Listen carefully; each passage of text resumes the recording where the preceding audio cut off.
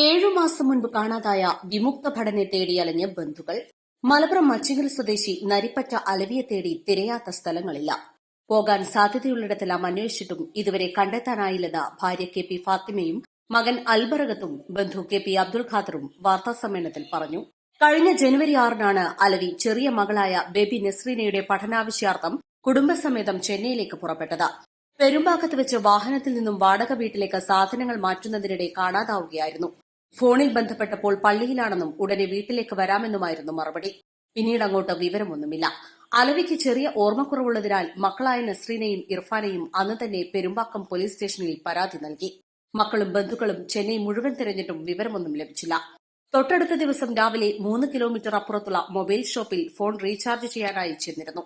അവിടെ നിന്നും ഒരു സ്കൂട്ടറിൽ കയറിപ്പോകുന്ന സിസിടിവി ദൃശ്യമല്ലാതെ മറ്റൊന്നും ലഭിച്ചില്ല.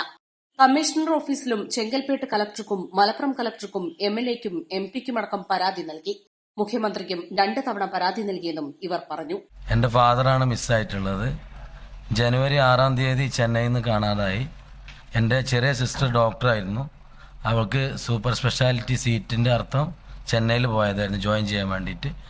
ഇവിടുന്ന് ഇന്നോവ കാറിൽ എൻ്റെ മദറും എൻ്റെ 2 സിസ്റ്ററും അളിയനും ഫാദറും കൂടി അങ്ങോട്ട് പോയതായിരുന്നു. അവിടെ വെച്ച് സാധനങ്ങളെല്ലാം ഇറക്കുന്ന സമയത്ത് വണ്ടിയിൽ നിന്ന് സാധനങ്ങൾ കയറ്റിക്കൊണ്ടിരിക്കുക പെങ്ങൾ റൂമിൽ പോയി. തിരിച്ച് വന്ന സമയത്ത് പിന്നെ വാപ്പ വണ്ടിയിൽ നിന്ന് ഇറങ്ങണതേ കണ്ടോളൂ ഉമ്മ. പിന്നെ ഫാദറിനെ കാണുന്നില്ല.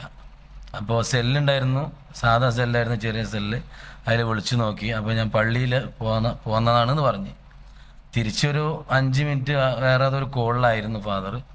അത് കോള് കുറച്ച് കഴിഞ്ഞപ്പോൾ പിന്നെ ഫോൺ ഓഫാക്കുക ചെയ്തത്. ചാർജ് കഴിഞ്ഞ് ഓഫായി. അപ്പോൾ അതിന് ചെറിയൊരു ഓർമ്മയുടെ ഒരു ചെറിയ കുറവുണ്ടായിന് ഇവിടെ നാട്ടിൽ നിന്ന് തന്നെ.